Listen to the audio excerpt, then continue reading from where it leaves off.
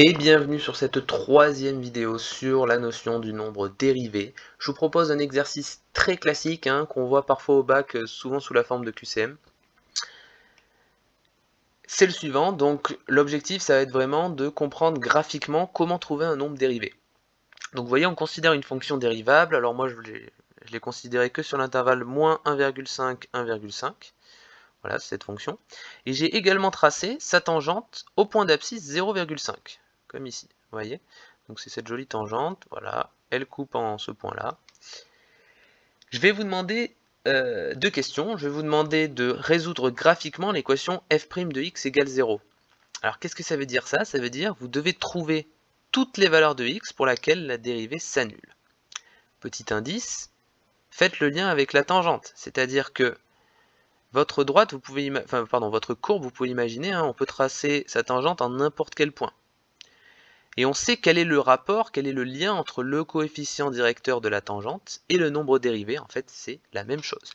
Le nombre dérivé, c'est le coefficient directeur de la tangente. Donc chercher les valeurs de x pour lesquelles f' de x fait 0, c'est chercher quelles tangentes seront horizontales.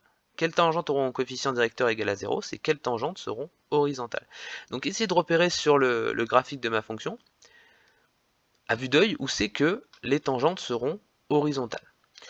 Et deuxième question, je vous demande simplement de déterminer graphiquement f' de 0,5. Donc ça devrait pas être compliqué avec tout ce qu'on a fait, c'est-à-dire vous connaissez la tangente au point d'abscisse 0,5, il vous suffit de trouver son coefficient directeur et c'est gagné.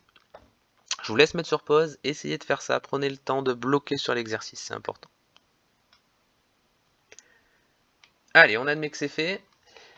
Donc, comme je vous le disais, dire que f' de x fait 0, ça revient à dire que le coefficient directeur de la tangente tx, au point d'abscisse x, est nul. Ok? Ça c'est important.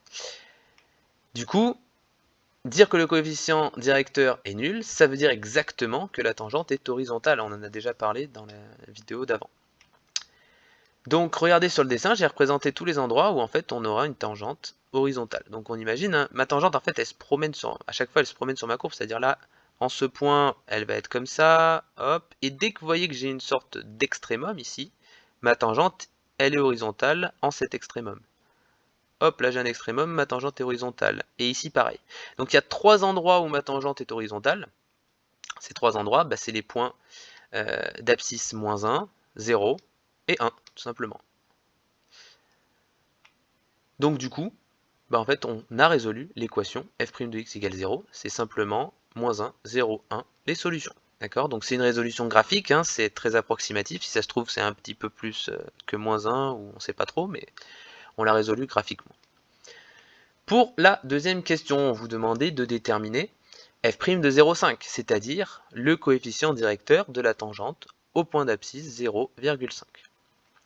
Bon, même technique qu'on avait vu dans les précédentes vidéos, il suffit d'en déterminer deux points. Alors moi j'ai pris, c'est très approximatif, en fait on voit même que c'est pas tout à fait juste, mais j'ai pris à peu près les points 0,5 et moins 1,5, bon c'est à peu près, ça appartient à peu près à ma tangente, et j'ai pris moins 0,5, 1, vous voyez qu'il est là-haut, bon c'est pareil, c'est à peu près sur ma tangente, c'est pas vraiment le cas, mais bref, c'est pas grave, on fait ça de manière approximative. De toute façon tout ce qui est graphique, c'est approximatif. Donc, je dis que ces points, ils semblent appartenir à ma tangente. Du coup, à partir de ces points, je vais pouvoir deviner le coefficient directeur de cette tangente. Donc j'applique la formule classique, yb moins ya sur xb moins xa. Ça me fait donc 1 moins 0,5. Attention à l'erreur classique, il y a deux moins. Le moins de la formule, le moins du signe ici. Divisé par moins 0,5 sur... moins 0,5 encore. Donc ça me fait 1,5 sur moins 1. Ça me fait moins 1,5. Donc bilan, le coefficient directeur de ma tangente, c'est à peu près moins 1,5. D'accord? Donc je mets à peu près parce que c'est encore une fois graphique. Donc on a déterminé le nombre dérivé de la fonction en 0,5. Donc c'est important de savoir trouver un nombre dérivé par le calcul, via les formules qu'on connaît, mais c'est aussi important de pouvoir le trouver graphiquement quand la tangente est tracée, ou quand elle fait 0. Vous voyez, quand c'est 0, c'est facile. Là, si je vous demandais c'est quoi le nombre dérivé en moins 1,5, ça serait plus compliqué, parce que vous voyez la tangente, c'est difficile à voir à quoi elle ressemble exactement. Voilà. Mais quand la tangente est tracée, c'est simple, il suffit de prendre 2 points et de calculer le coefficient directeur. Voilà qui conclut cette petite vidéo, hein, très courte. N'hésitez pas à vous entraîner sur ce genre d'exercice, ça tombe relativement souvent au bac, donc c'est important.